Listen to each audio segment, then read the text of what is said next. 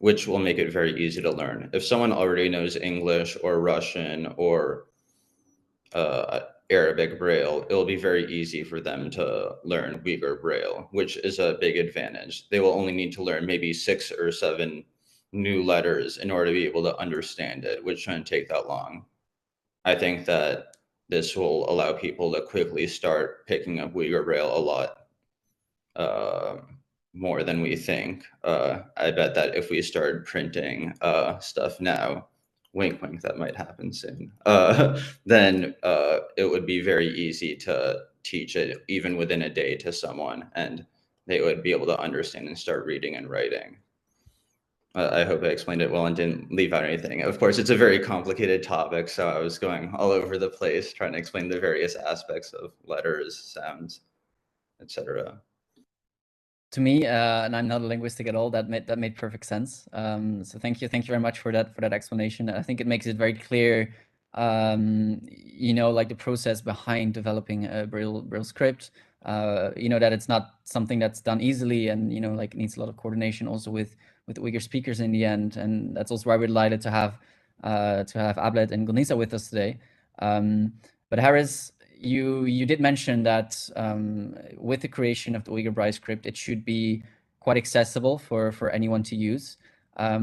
Maybe if we look further ahead, what is like necessary practically now to use the Uyghur Braille alphabet? Do you need certain equipment, for instance, to use the Braille at education or in schools?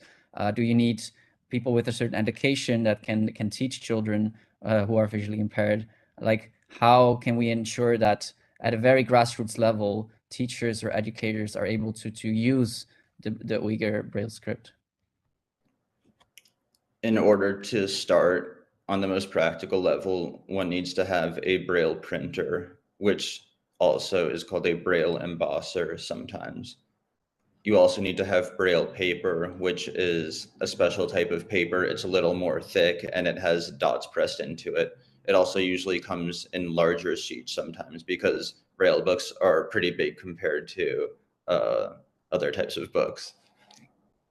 In order to get it taught, I don't think it'll take so long to train teachers. You just need someone to at first learn the alphabet. And if someone is already teaching blind people, it shouldn't be too difficult for them to just make that transition to teaching a slightly different alphabet, which at the same time is similar to all other Braille alphabets in the world due to international standards. Other things, for example, there is a more cheap way to start printing stuff, which is with a slate and stylus. This is just a device that you use to poke dots into Braille paper manually. Obviously, it's a lot slower, but Braille printers are pretty expensive compared to normal printers. So it's not like every family can afford to have one, but every family can afford to have what's called a slate and stylus, where you're just manually poking dots in. And it's a really good way for children to start learning, or for someone to print labels around the house. Otherwise, on a more advanced note, there is a way to like send emails or use a computer using a refreshable Braille display. Obviously, we would have to coordinate with companies in order for them to get their refreshable Braille displays to recognize the Uyghur language, which will be one of the harder parts, but it shouldn't take too long at the end of the day, especially if we can show that this alphabet is being used widely, and that people are actually printing stuff in Uyghur Braille, and that we didn't just hold a conference and talk about it once and forget about it. I see, and it seems to me that indeed, as you're saying, like the Uyghur Braille script can be very accessible for everyday use to many Uyghurs who are visually impaired, or Uyghurs or professors who would like to teach the Uyghur Braille script. So in that sense, maybe moving on to Ablet, it seems beyond this everyday accessibility, there is still a certain need of political will at a certain level to make sure that educators have access to the Uyghur Braille script, but also allowed to teach the Uyghur language in the first place. So maybe Ablet, the first question I would like to hear from you is maybe because the Uyghur Braille script is not only relevant, I think, for Uyghurs in general, but of course, in particular for Uyghurs with a disability. So my main question for you first would be, if we look at like the historical context, how has the environment in East Turkestan, of course, where most Uyghur people have been living and still live, like how has the environment in East Turkestan been for Uyghurs with a disability? Like, is this environment in place where we can easily implement such a development of a Braille script? First, thank you very much for you having me here. That's very important question. Of course, I will give very details. I like to give very detailed information about this topic. But as you know, we have a very difficult time now. Since last 5 years, we haven't any connection with our country, with our region. So we do not get any concrete information about the disability people. But we have problem with healthy people, and at the same time there's also to imagine that disabled people have more problem. In our region, among the Uyghur community, disabled people belong to the smart people among us. We have great respect. Many of great scholars, Islamic religious scholars, great musicians, and great people comes from this kind of people who are believe it a kind of disabled people, but they are not disabled. Because of the great progress of these people in everyday life and great rule among the Uyghur community, of course, we have great respect also to these people. But so when I heard first time about the new topic, I can say that about our panel today and the beginning of the discussion last year, I was very surprised, and I was also very unhappy with myself. As a linguist, as a scholar, I must know about this topic, about the situation of blind people among us. Then I tried to start to make some research on this topic. My result is, of course, not so much, but still I have some information in our community. From the Uyghur people, we cannot have any information. I can say that once again, but through the internet and another medium, I collect some information, articles, and statistical materials. In China, because of the policy, the disabled people were not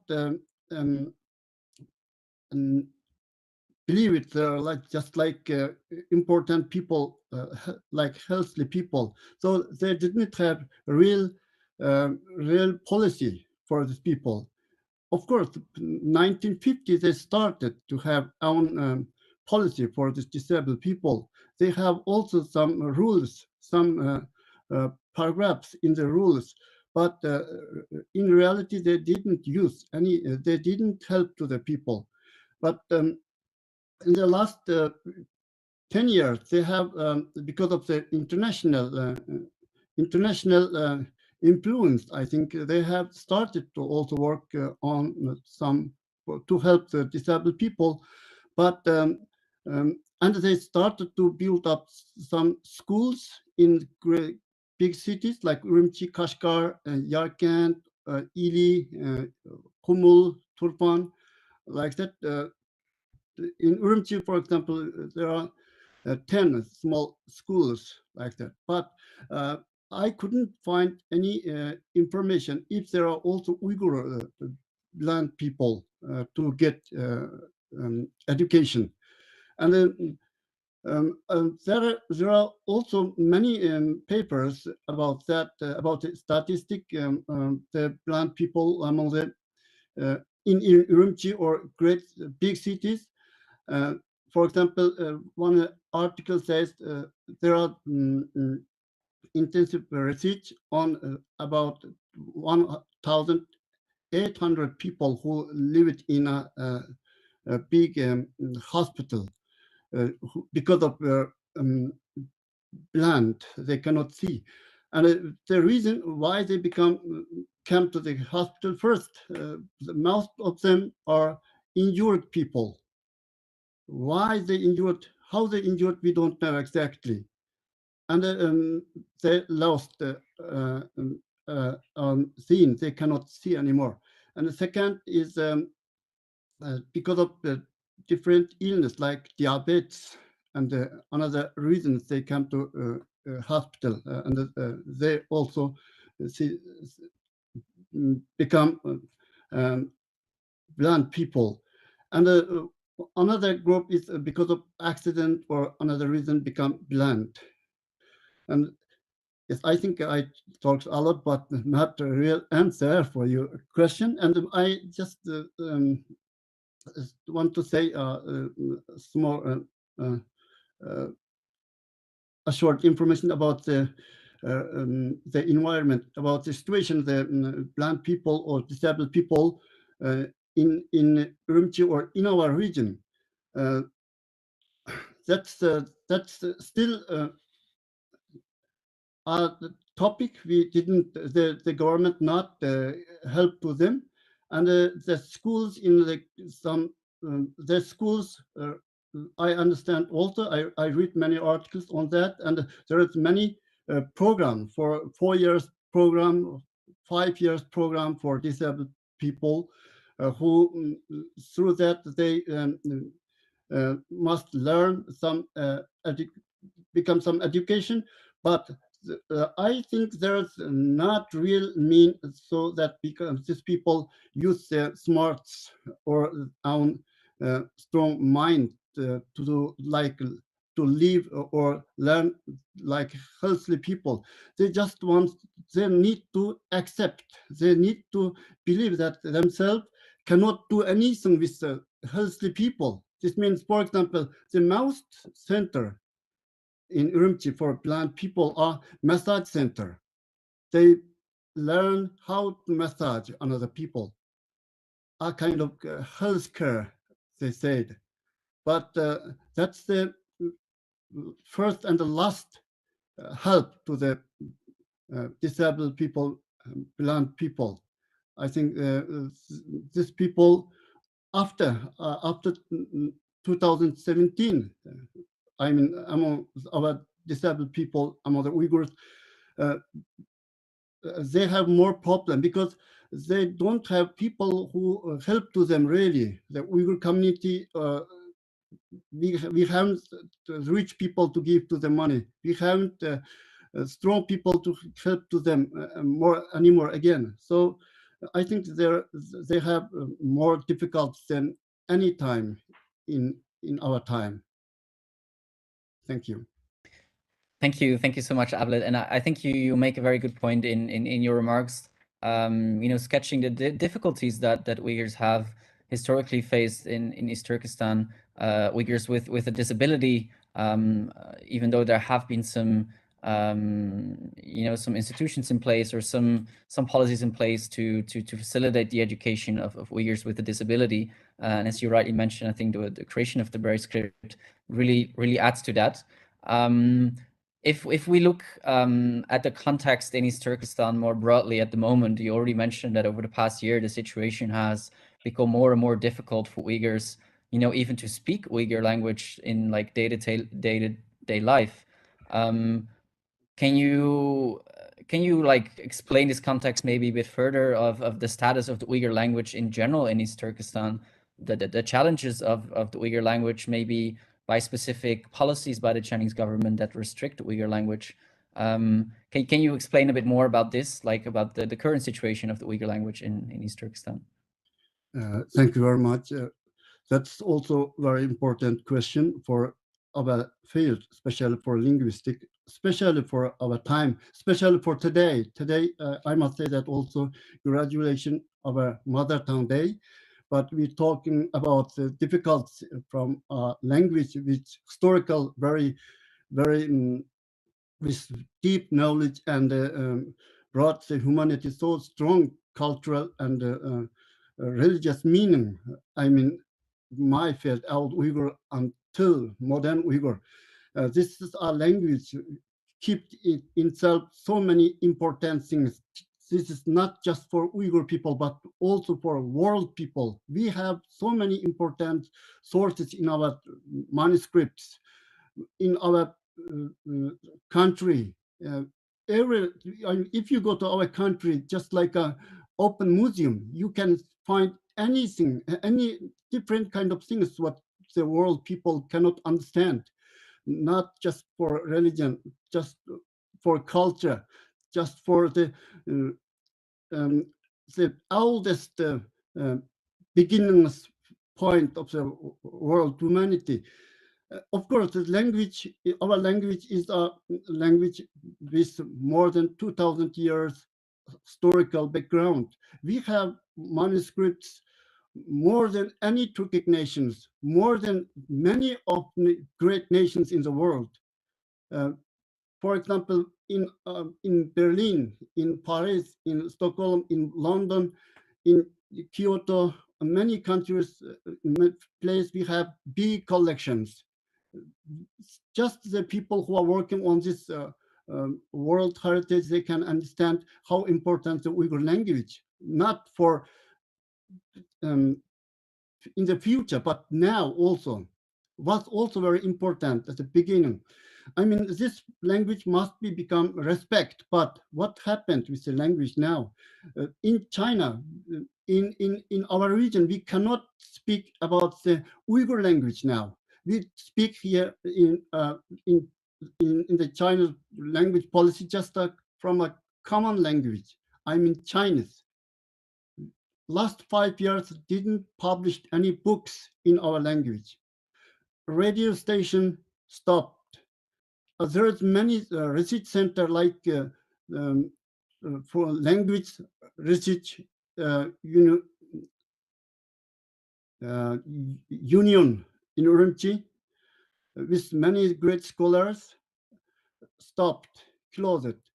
And also many research center for Uyghur language closed, and the Department of Linguistics for Uyghur language from the Urumqi University is closed. Many great scholars like Professor Arslan, Abdurrahim Rahman, Nijat Sopi, Kamiljan Abdukerim, Nebijan Nebibullah, many scholars, all of them, and of course the ethnologist Raila Daud, staying now in prison. They cannot, because they make research on our language, our mother language. It's actually, that's not problem. That's that people are great people, and they wrote so many important books for this important language. And the language, not more school language, that make this means this, they want to, this language makes the language no have any future. So they cannot, the children in the family, they cannot learn our mother language. A professor from me that just that was many years before 2015 was in Urumqi for 6 months. And after he came back, told me, I am very sorry, this great language become a kitchen language because the government didn't care up from this language. So that's a very dangerous situation. And because of this time and Mother Tongue Day, I just want to say one more sentence. The foreign Uyghurs, the Uyghurs in diaspora have great task and important role in this important and meantime to keep, learn, keep teach, keep write in mother language. When I heard that Mr. Harris developed our script for this a small group of people, I was so happy. I was so happy because that's a great encouragement in this time. We have also blind script. I believe that also because of some statistic we can also imagine so many people who staying in camps or prison. Maybe they come out one day, they can come out and maybe they cannot see anymore. That time they need this script. This is a great job. Thank you very much, Harith. You did a great job. Thank you very much. In this difficult time, you helped us so much. No problem. Thank you so much, Ablet. And I think sketching this context is very important for all of us to understand, the particular importance of the Uyghur Braille script in the context of the human rights atrocities that we see are going on in East Turkestan. And I think rightly, as you mentioned, because the Uyghur language is so restricted in East Turkestan, a very important job now falls to the Uyghur diaspora to keep the Uyghur language alive, to transmit Uyghur culture to future generations. And that's why it's great that today we have Gulnisa with us, who can explain more about the efforts of the Uyghur diaspora to safeguard the language, also in the context of the Uyghur Braille script, especially in the region of Central Asia, where the majority of the Uyghur diaspora lives. It would be great to hear from you, Gulnisa. Maybe first of all, I think Harris already mentioned that, for instance, Russian and Arabic is very important for the creation of the Uyghur Braille script. So maybe you can explain to us, first of all, what the situation in Central Asia is with the Braille alphabet in general. Like, how important does this, how does this facilitate the Uyghur Braille script in this region? Thank you, Kun, for your question. And so, because I have some difficulties with the technical issues, so Rayur, can you please stop the mute, stop the video call, because I am joining through my phone and also through the screen. So yeah, as you mentioned, I grew up in Central Asia, and before this panel, of course, I did some research because I didn't know much about the Braille, the situation with Braille in Central Asia, where I grew up. I started to recall my memories from my childhood, and I could not think of anyone with disabilities of vision in our school, because there were special schools for those kids. And we never think about people with disabilities unless we face this problem in our families. So I have contacted my friends and colleagues in Central Asia, in Uzbekistan, Kazakhstan, and Kyrgyzstan. I'll talk about these countries because we have big Uyghur diasporas there. And I asked them if they know anything about the Braille alphabet there. I did not get a good answer to my question. I just heard things like, yes, we believe there are special schools where they teach this alphabet. For most of us, it's not our main research area, and we never think about this, right? And luckily, we don't have anyone with this problem in our families. As we say, the fool will not understand the hungry. So that's why it is no surprise that the Braille alphabet was developed by a blind man who lost his vision in early childhood. And this alphabet was actually created by a military person named Barbie for the military needs in France. And they called this night alphabet. So since the soldiers, they were not blind, so it didn't work for them. But for blind people, this alphabet is probably it's the only way to read and write and to get an education. So my answer to your question, what is the situation in Central Asia with the Braille alphabet? So all of the official languages of Central Asia and Asian states, they have their Braille alphabet. And this, they were adopted from Russian Braille. So moreover, all the Turkic people who have their own states have their own Braille alphabets. The Uyghur people have a rich history and heritage, especially with language and writing. Uyghurs created their own script, which is still used by Mongols today. However, we don't have our own state, and we cannot develop our language in a manner conducive to our people's needs.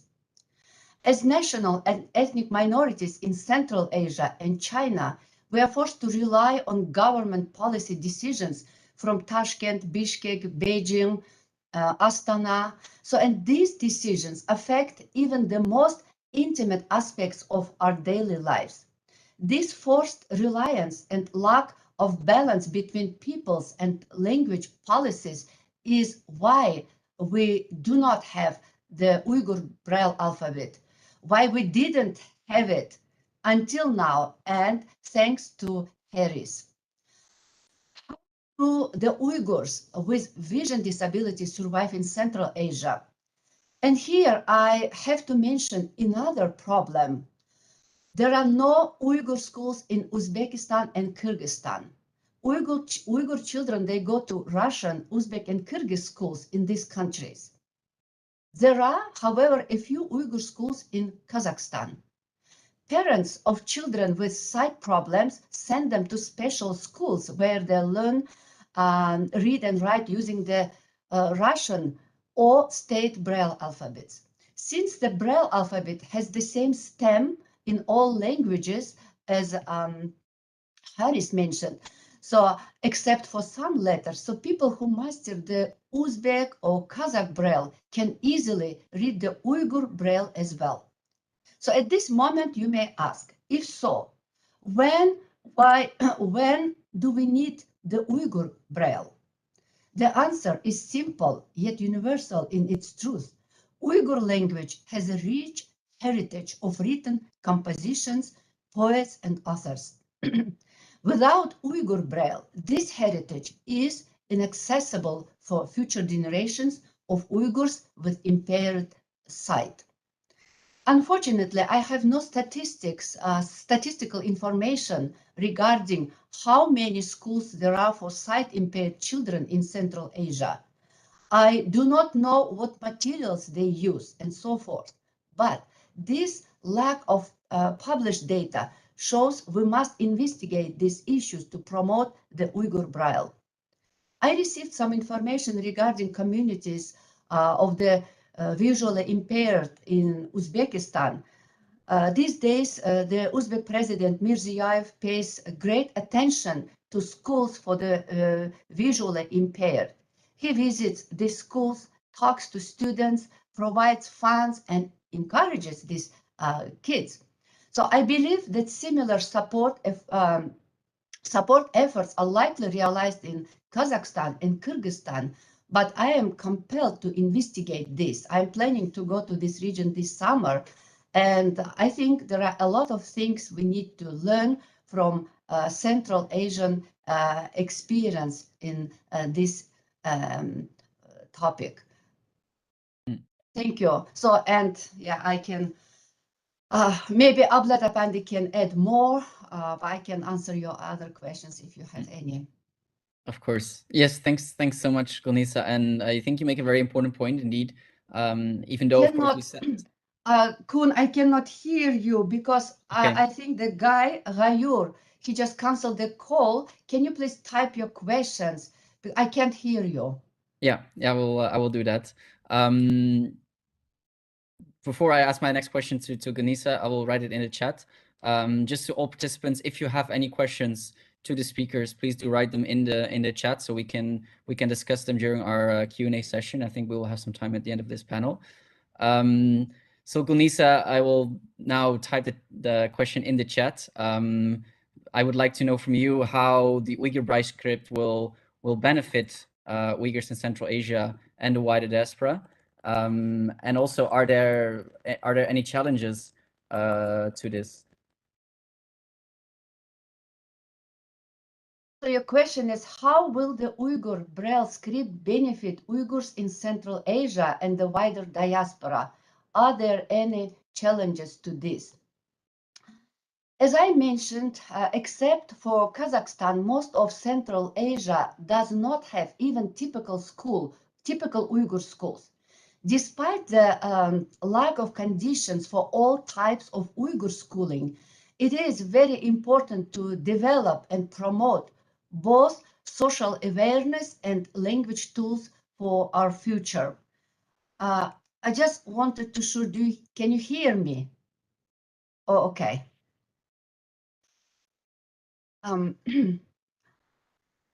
So each language should be accessible for all who belong to the nation and its language. Since the situation in the Uyghur region has become so dire and the Uyghur language and culture under threat, we need to work with Uyghur scholars and communities in Central Asia and other Uyghur diaspora to promote not only the Braille alphabet, but the Uyghur language as well. Harris and World Uyghur Congress and Uyghur Academy and other Uyghur collectives work marks a new moment to continue strengthening a base of knowledge and materials for Uyghur language issues in the future. So you asked me, what are the next steps to promote the Uyghur Braille? Braille. So Braille, it's a Russian pronunciation for this. So Harris already mentioned some of them, but I would like to add this. So we have branches of our Uyghur Academy collective in Central Asia, Turkey, the US, Europe, Australia, and so on. In accordance with the growth of our collectives, our next steps are as follows. So we need to train people who can read and write Uyghur Braille. So we have people who can address new areas of support for the needs of the visually impaired. And next, we must utilize our collectives to find information about visually impaired communities in different places. This will help us understand the progress of Uyghur Braille use. And thirdly, we need to prepare materials such as textbooks and manuals, as well as print books like Uyghur and world literature. And lastly, we realize that there is much work to do. And for this work, we need financial and material support. We must realize a balanced network of support in these areas to bring our projects to full fruition. And here I would like again to thank and express my gratitude to Harris for adapting the Braille script for our language. This fills a remarkably important role in Uyghur language studies. Thanks so much. Again, I can't hear you. Whatever you want to say to me, please write on the chart. I will do that. Yeah, thanks, Gulnisa. And my next question to Gulnisa would be, which I will put in the chat again, as she mentioned that the development of the Braille script and the next step needed are also dependent on other collaborations with initiatives and broader groups. Uyghur groups worldwide maybe have a role to play. So my next question to Gulnisa would be if the Braille script that has been developed now can connect somehow with other initiatives to safeguard the Uyghur culture.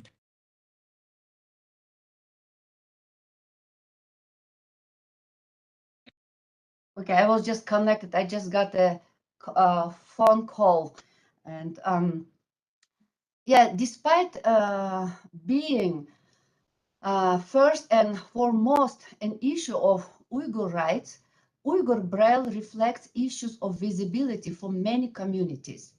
This is an issue of rights and access to culture. What is culture? Culture is everything that is created by people and people's abilities. And people's abilities are rich in their variations. Cultural achievements such as literature, music, and language are a combination of human knowledge, beliefs, and behaviors. We then pass all of this on to future generations. Visually impaired or blind people are often gifted with an exceptional talent, as my colleague Ablet Samet said. And probably we, like most of the people, they don't have this kind of exceptional talent. And their contribution of blind people to future generations are no less significant. They can be talented writers, poets, and philosophers who leave their brilliant works and ideas for future generations. Their voices in their own heritage must be heard. In this interest, we will continue to work on safeguarding Uyghur heritage, um, language, and culture in all forms, and to welcome collaboration with all initiatives to strengthen the resources for issues of visibility as best as we can. Thank you so much. Thank you so much, Gulnisa. And I think that's maybe very important. Professor Ablat Samet can add to this point. Can you hear us again, Gulnisa, or are you still not? I guess that's a no. Ablet, did you have anything to add to that, or? Not so much, but that's a very important topic. I just want to say also a few words. Thank you very much, Professor Gulnisa Hanım. That was a really great explanation and wonderful describing how important the blind people, disabled people for Uyghurs. Of course, we now also there are small Uyghur child when grow up, we cannot imagine another thing than listen stories, interesting stories from our parents. I mean, among the blind people, disabled people, also there are so many dastan teller. They can, they know so long dastan by heart. They can, I mean, just like a library dastan teller who keeps our tradition, the part of our culture inside themselves. So that's and they give us again. So this means these people and the knowledge of these people are part of our common knowledge and culture. Many great, as we already mentioned, many great scholars, musicians, also were also blind people. For example, we now one important and very famous singer, musicians, Daoud Chan Nasser from Ili. He has so many music, very important musician among the Uyghur musicians, and he wrote also many songs which we still have, still sing every day for everyday life. When he was a child, he can see, but later he lost his seeing, and later he became blind. But he kept to play tutar, and he has so many important music, makes so many important music for our music culture. If we say that's important what he did, and we must develop that, we must learn that also ourselves. This means that's a continuation of culture. there are also many great religious people, Damulla, Mullah, Qari in our region, where also are blind people. They know so many things, so long things which another normal people cannot speak or cannot tell us. So that's a part of our culture and heritage, our region. So we must show them always our respect. But if you allow me, I want to talk one more thing. Is maybe we can come to this topic also. I mean, we talked about the blind script in our region, but why we don't want to have the common Chinese blind script for the Uyghurs? What's the big difference? Maybe you already know that also. The Chinese blind script, Chinese Braille script with so many tones and numbers. And for example, just a moment, I have the number also here. And I mean, more than 80 characters. This number is about 90 characters. But our Uyghur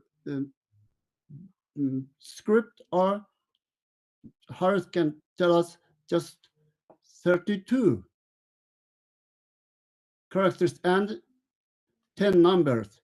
This means so easy to learn. And because of this reason also, the Uyghurs do not need to learn the common Chinese Braille script. I think that's also to mention. Thank you. Thanks so much, Ablet, for adding that to what Gulnisa said. And I see we're running short of time. So and as we have not received any questions from the audience, maybe we can end this panel by maybe asking each of you, our three panelists, what in your view are the next steps needed, as now that the Uyghur Braille script has been developed. What in your view are the next steps needed to ensure that it is properly implemented at schools, or to make it accessible for Uyghurs throughout the diaspora? So maybe Harris, you can start off with what next steps are needed in your view. Sure. I think that separately, we'll have to reach out to the communities of Uyghurs living in various countries. We have to connect to the ones in Uzbekistan, the ones in Kyrgyzstan, the ones in Germany, Australia, every single country. Obviously, we cannot do that overnight. It will take a little bit of time, but every single Uyghur community matters. There's going to be blind people everywhere in the world. Blindness does not discriminate based on geographic location. I think that next books should start being printed in Braille. Obviously, we have to choose what books we want to print in Braille. We have to select them, and we have to make sure that they can be digitized. That is, you can have the text in a text document. You can't just put a book into a printer and hope it comes out into Braille. You have to get a text file, and it's a little technologically complicated. Obviously, people will have to learn how to do that in different countries. We have to train them how to use a Braille printer, make sure that everyone has the information on like the punctuation and just minor details, so that people in other countries are not using slightly different versions of the Uyghur Braille alphabet, which is another important part, just making sure that there is uniformity. Other than that, there's many more projects that I want to work with regarding the Uyghur language. It will be a surprise though, so get excited. But I think there's many things that we can do that are just as important as the Braille script. For example, I have a project in mind to help deaf Uyghurs, which, I mean, we have to do things one step at a time. Let's just solve Braille before moving on to anything else. But I also believe that as a secondary thing, this alphabet can be used by Kazakh, like in the region where Uyghurs live in China, there are also many Kazakhs, Kyrgyz, and other nationalities who use the Arabic alphabet in a very similar Arabic alphabet to the Uyghur alphabet. Therefore, I believe that the system that we created could be used for people who live in that area and use the Arabic script. Of course, most people who speak Kyrgyz and Kazakh use the Cyrillic alphabet and live in Kazakhstan and Kyrgyzstan respectively. But there are many who are living in China that use the Arabic script in a way that is very similar. There might be a couple other letters that are not in Uyghur. I will have to do more research, but I believe that is very possible. Of course, we're not talking about as many speakers as the Uyghur language, but I do believe that this could help hundreds or thousands of people if we expanded the efforts. I mean, I hope I answered the question. Yeah, these sound like incredibly important projects indeed to work on in the future, and we very much look forward to any other projects or initiatives that you might come up with, also with regards to Uyghur language. So our support and our assistance you will have, of course. Ablet, do you have anything in mind what is needed in the next months or years with regards to the Uyghur Braille alphabet, or maybe more generally to safeguard the Uyghur language? Thank you very much. I think the Braille script is not just for blind people, but also for us. Because if we really want to help to the people, and we must learn the first script to teach them, to develop them the paper, special pen, special testator for computer, special printer. First, we must learn that. Then we must produce first time. Then we can talk with the people who want to have a Braille script. I think one more important thing is also collect the. Sorry,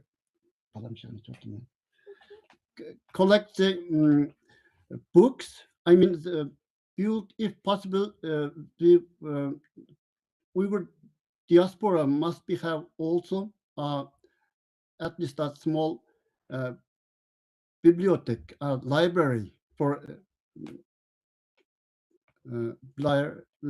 script books and different kind of materials.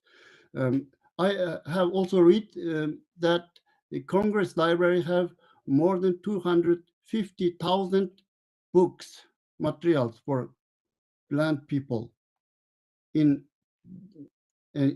own script, but we haven't anything.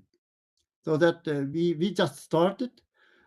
We just understand we must start. And of course, we are once again thanks for Horace, his great job, his great encouragement for us. I have the Uyghur scholars who are working in outside, especially for linguistic field. We must know the Braille script as part of our Uyghur script, Uyghur Braille script, I mean, so that we can also work with scholars together so that we can, in the future, if one day we have great time in our country, we must have that day. That time we must work with the blind people together until we have that day, we must work together, keep unity. Thank you. Thank you so much, Ablet. That's indeed an important point to highlight, and it's wonderful to see that at least in Berlin, the future generation is very interested in this topic, as I could see in your background. So that's very encouraging to see. Finally, Gulnisa, what in your view are the next steps that are needed?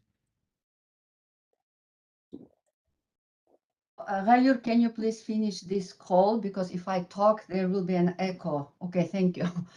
So I, again, thank you very much for organizing this important panel. And I agree with Haris and with Professor Ablat Samad.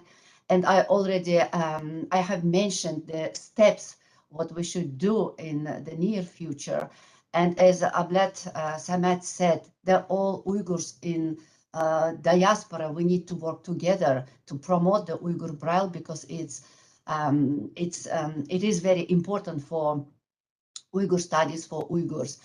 And what I will do, my concrete plans, I'm planning to travel to this region this summer, and I will focus on this project. So I will find people, I will find the schools, I'll try to gather as much materials as possible so I can bring them back and I can share with my colleagues, and probably we can do a better job regarding this. Thank you. I would like to thank the the World Uyghur Congress as well, because they, they support this project, and we have a group, Amala, Yizqi, and Signal, so we always communicate there. So I would like to thank all the Uyghurs who are involved in this project, and we need to cooperate with all the members of Uyghur academies in the diasporas in different countries and work together. So thank you. Thank you. Thank you so much. And it's also thank you so much for these encouraging words. And from all speakers, I think there's enough to do. These have been the great first steps, I think, to a very exciting project. And as I said, there's a lot more to do, and we really look forward to see what's next. And your trip to the region into Central Asia, Gulnisa, I think, yeah, it's very important as a next step indeed to develop these initiatives further. So we very much look forward to see what will be the outcome of that. Haris, similarly, will be closely following what you will be doing, and also from the World Uyghur Congress, for each of you, will be supporting you and assisting you wherever we can. And in this sense, it was a pleasure really to host this panel. So I think with these encouraging words from the three of you, I think we can conclude this panel. And from our side, thank you so much for speaking. Thanks to anyone who attended in the audience. I hope this panel gave you better insight into the Uyghur Braille script and what the importance of this script has been, not only for Uyghurs with visual disabilities, but I think for the safeguarding of the Uyghur language and the Uyghur cultural heritage in general. So with that, I would like to thank you all and wish you a wonderful end of the day or evening.